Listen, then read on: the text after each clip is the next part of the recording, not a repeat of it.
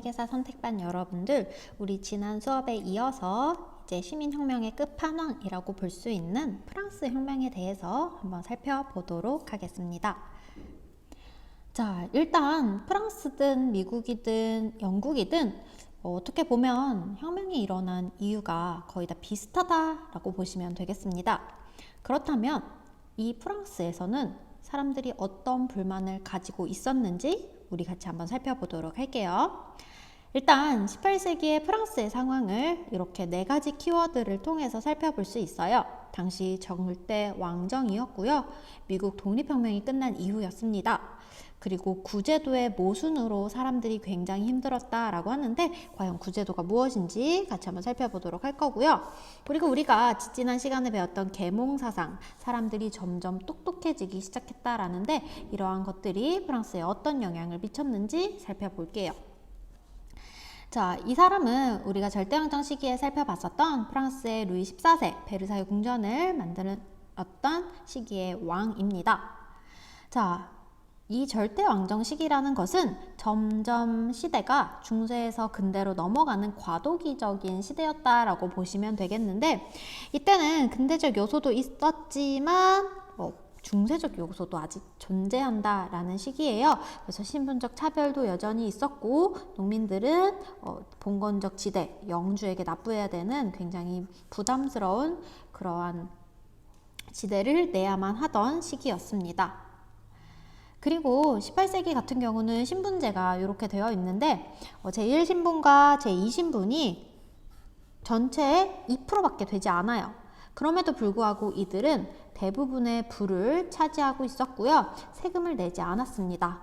반면에 전체 98%를 차지하고 있었던 제3신분, 그냥 일반 평민들이다 라고 보시면 되는데, 이 평민들은 제다수를 차지함에도 불구하고 자신들의 목소리를 낼 수 없어요. 정치 참여도 할 수 없었고, 봉건적인 의무, 영주에게 이제 봉건적인 지대 같은 것뿐만 아니라 국가에게 세금까지 부과하는 과중의 업무를 가지고 있었던 신분입니다. 이 사진이 그 당시 사회를 가장 잘 풍자하는 모습이라고 해요. 자, 여기 2명의 이 사람은 굉장히 좋은 표정으로 이 한 사람의 허리에 올라가 있는데 바로 이 사람이 제3신분, 이 사람이 1, 2신분이다 라고 보시면 되겠습니다. 제3신분의 허리에 이제 올라와서 1, 2신분이 먹고 즐겁게 살고 있었다. 그게 프랑스의 모습입니다. 자, 근데 이제 유럽 전반에는 이제 계몽사상이라고 해서 사람들을 점점 똑똑하게 만드는 그러한 사상들이 등장하게 되고, 사람들이 계몽사상에 눈을 뜨게 되면서 자신이 겪고 있는 것이 불합리하다라는 것을 점차 깨닫기 시작합니다. 그리고 미국에서는 미국의 식민지인들이 영국으로부터 독립하는 혁명이 일어나게 되고, 이를 통해 사람들은 점점 자신들의 불합리한 것들을 깨나갈 수 있구나 라는 것을 깨닫기 시작합니다.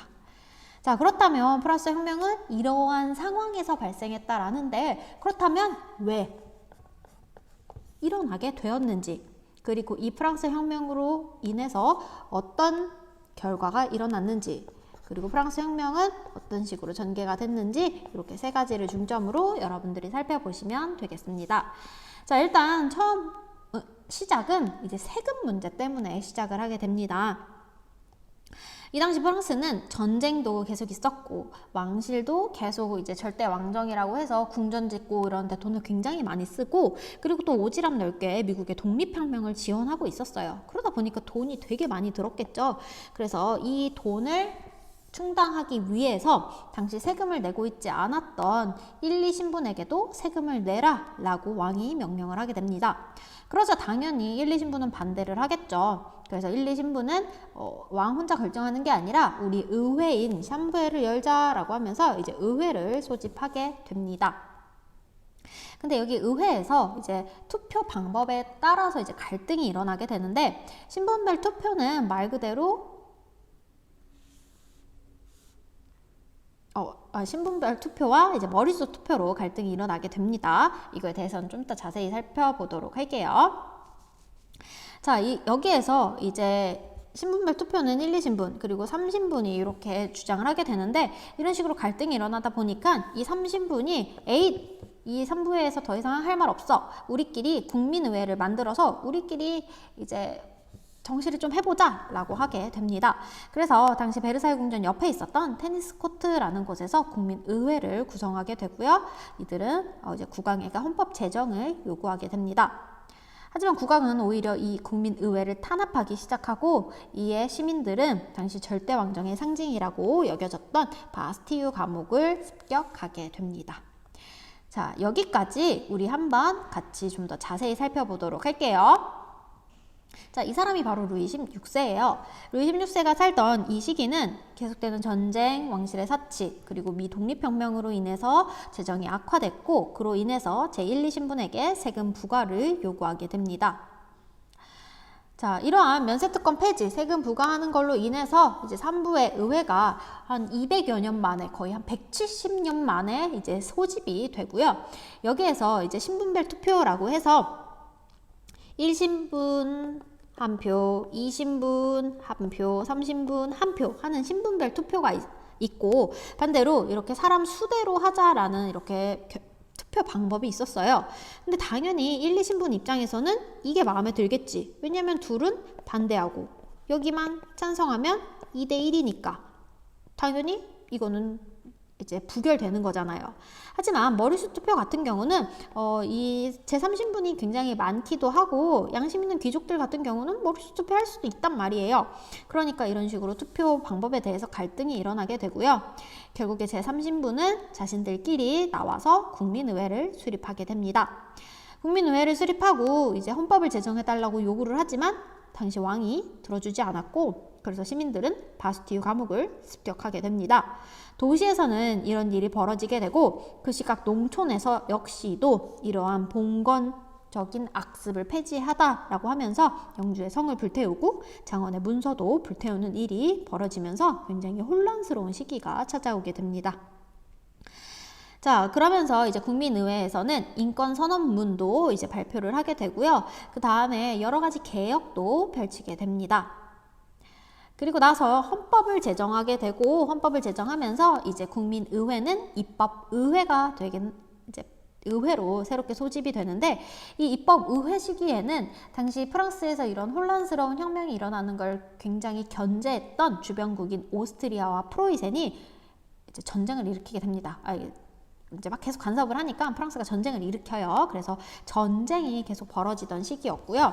이렇게 전쟁으로 인해서 사람들이 점점 살기가 힘들어지니까 결국에 왕을 습격하는, 왕궁을 습격하는 일이 벌어지게 되고 결국에는 이렇게 왕궁을 습격하면서 왕정, 이런 왕권이 정지되고 새롭게 만들어진 국민공회에서 공화정을 선포하면서 루이 16세를 처형하게 됩니다.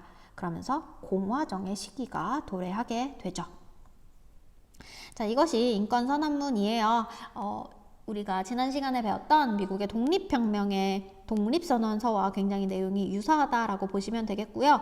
이 국민의회는 선언문 발표뿐만 아니라 여러 가지 개혁을 하게 되고 입헌군주제 그리고 재선에 따른 선거권을 포함한 헌법을 제정하게 됩니다. 하지만 재선에 따라서 선거권이 준다라는 것은 어떻게 보면 차별적인 거잖아요.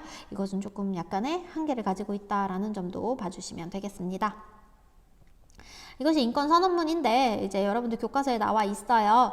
우리 3조 같이 한번 볼게요. 3조 보시면 모든 주권의 원천은 국민에게 있다. 우리 이거 뭐라고 해? 인민주권의 원리라고 하죠. 자, 그리고 법은 일반 의지의 표현이다 라고 하는데 이 두 가지 모두 누구의 사상이었냐? 바로 계몽사상가였던 루소의 사상입니다. 그래서 루소의 사상이 이 인권선언문에 담겨 있다라는 점 여러분들이 확인하시고요.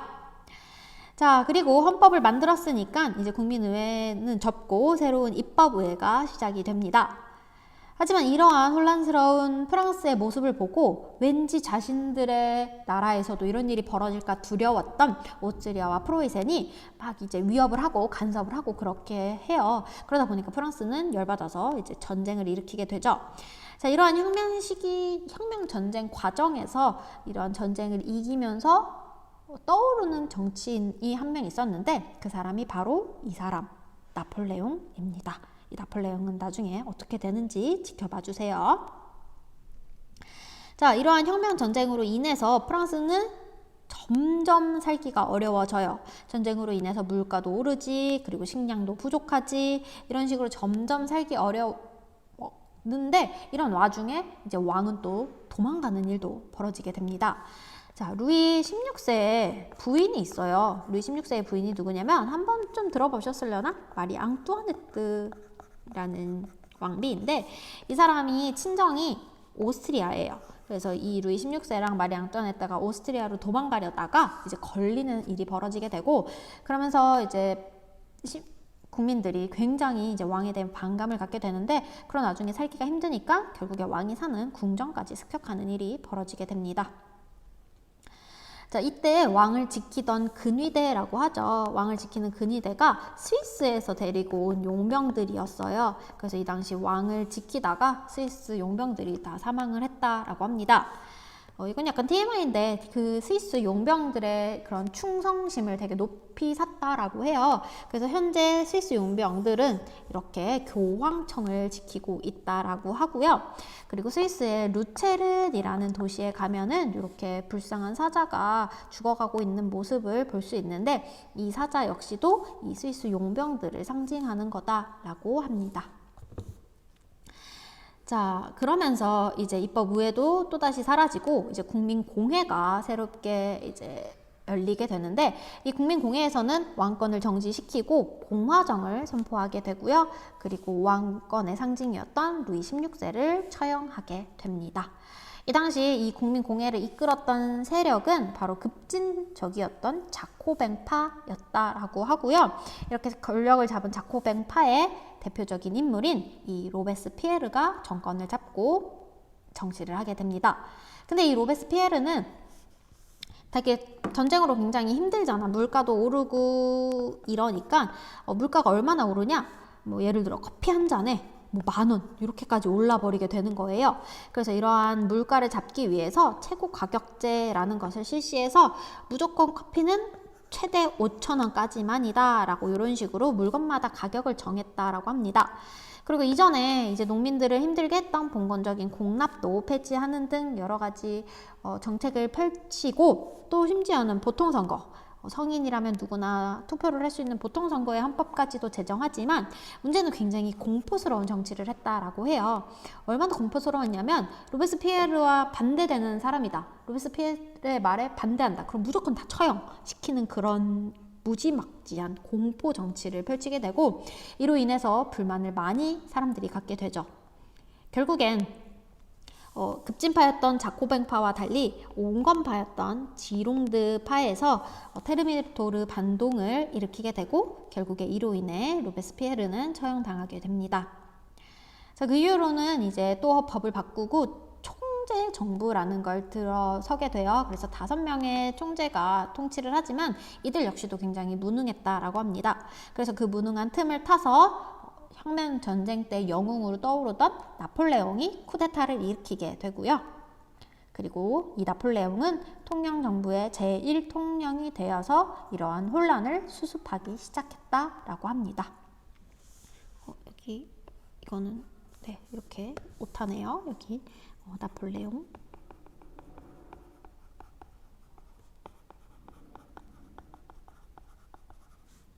네, 이렇게 보시면 되겠습니다.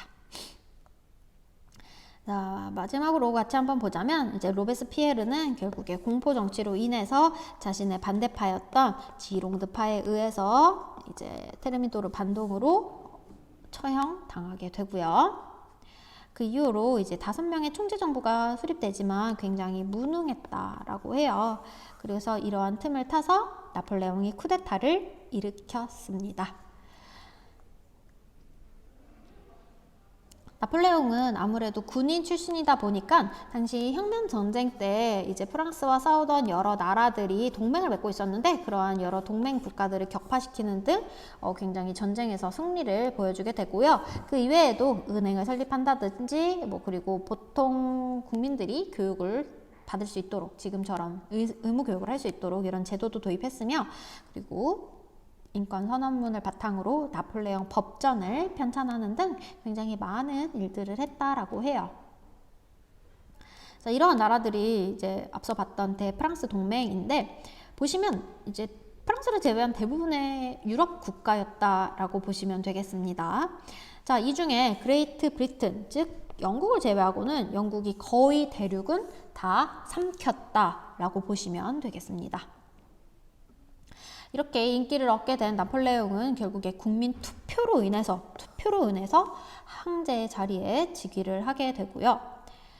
하지만 뭔가 이 나라의 영웅, 구세주인 줄 알았던 나폴레옹이 황제로 즉위하자 이에 베토벤이 굉장히 분노했다라고 합니다. 그래서 여러분들 베토벤 노래 중에서 빠바바밤 빠바바밤 제가 음감이 없어요. 죄송해요. 그렇게 말하는 영웅이라는 그 있죠. 맞나요? 혹시 음악하는 친구들 있으면 알려주세요. 자, 이 노래를 이제 나폴레옹을 위해서 만들었다라고 하지만 나폴레옹이 이제 황제가 되는 걸 보고 굉장히 분노해서 이 악보를 찢어버렸다라고 해요. 굉장히 다시 왕이 돌아온다라는 것을 되게 반대하는 사람이었다라고 보시면 되겠고요. TMI입니다. 자, 황제가 되고 나서도 이제 유럽의 전반을 이제 침략하고 이제 그렇게 격파를 하게 됩니다. 그 와중에 이제 지금의 독일이라고 볼 수 있는 신성 로마 제국까지도 해체하게 되고요. 하지만 유일하게 이제 나폴레옹이 점령하지 못한 나라가 바로 영국 섬나라입니다.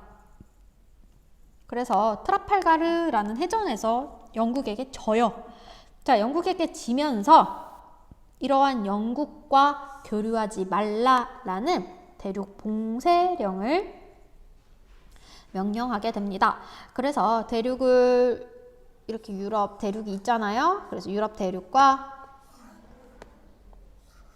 영국이 통상하지 못하게 만드는 게 바로 대륙 봉쇄령인데 아무래도 영국 같은 경우는 산업혁명도 이제 제일 먼저 시작하고 발전된 나라였어요. 그렇다 보니까 대륙에 조금 후진적인 유럽의 국가들은 영국과 교역을 꼭 해야 된단 말이에요. 특히 러시아 같은 경우는. 그래서 러시아가 이 영국과 이제 몰래 교류를 하게 되고요. 이를 들키죠. 그래서 나폴레옹이 화가 나서 이 러시아를 원정가게 됩니다. 자, 트라팔가르 전투라고 해서 이제 영국과 프랑스가 싸우게 되고 여기서 프랑스가 지면서 영국을 차단하기 위한 대륙 봉쇄령을 내리게 된다. 하지만 러시아는 이 대륙 봉쇄령을 무시하게 되고 이에 나폴레옹이 러시아 원정을 가지만 자, 겨울에 러시아를 갔어요. 얼마나 추웠을까요? 추위나 뭐 여러 가지 이유로 인해서 결국에는 러시아 원정도 실패하고 돌아와서는 이제 다른 유럽 연합군에 의해서 패배하게 되면서 나폴레옹은 몰락하게 됩니다. 자, 물론 이제 나폴레옹이 몰락하면서 이제 유럽은 다시 프랑스 혁명 이전의 유럽으로 돌아가게 돼요. 나폴레옹 이전의 영토로 다시 돌아가게 되는데 이런 나폴레옹의 어떻게 보면 침략이라고도 볼 수 있겠지만 이런 나폴레옹이 전 유럽을 돌아다니면서 나폴레옹의 법전이 전파되면서 자유주의 인권 선언문에 있는 그런 내용 있죠. 그러한 자유주의적인 것들이 유럽 전반에 전파되게 되고 또 나폴레옹에게 저항하면서 우리 같은 민족이다. 우리 프랑스를 이겨내자 라는 이러한 민족주의가 확산되기 시작했다라고 합니다.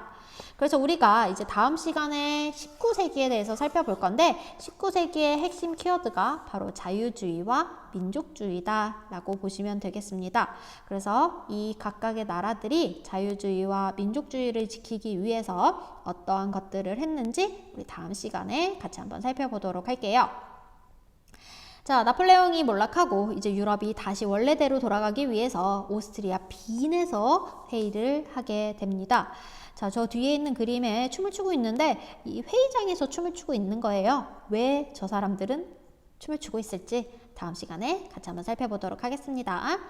자, 여기까지 내용 다 보셨으면 우리 교과서 정리하고 그리고 학습지 빈칸 채우면서 수업 마무리하도록 할게요. 안녕.